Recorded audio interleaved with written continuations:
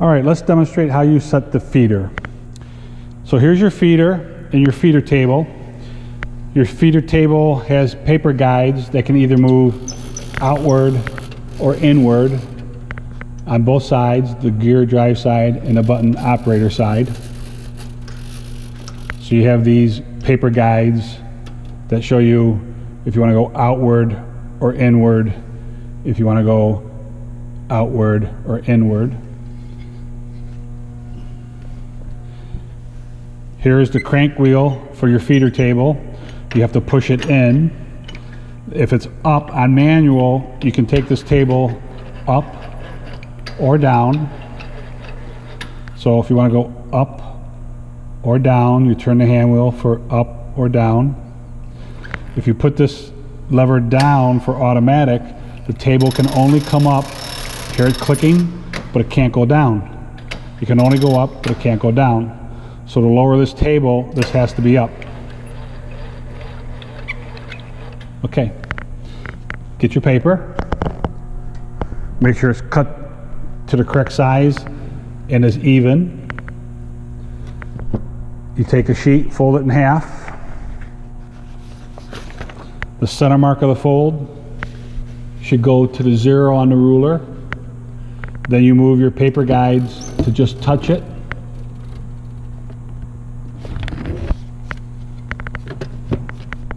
So this guide should be touching the paper. You should be square here. This guide should be about 1/8 to 1/4 inch away. That's too tight, the paper is buckling. That's way too loose, somewhere is right around there. You can center this if you want. Make sure that your two copper separator fingers here are good. You would move your side guide plate out. Move your rear tail spring out, move your side guide springs out. Bring the paper up, top of the paper pile to the top of the ruler.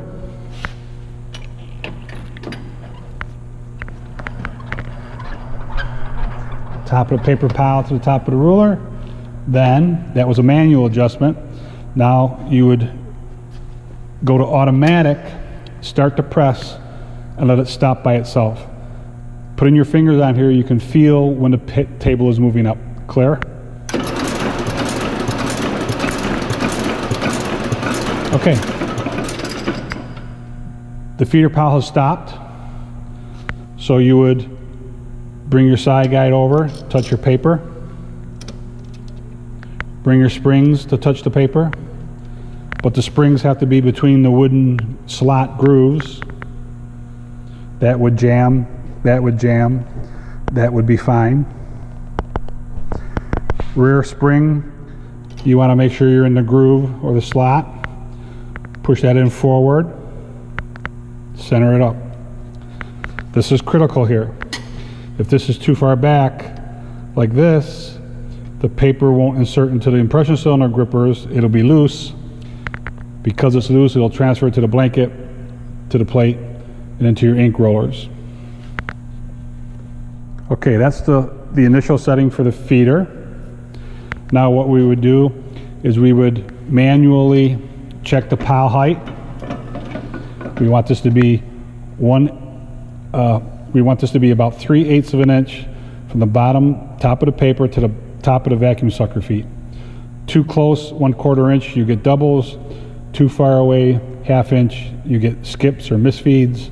So you want to be in between 1/4 inch and 1/2 inch, which is 3/8. That looks good.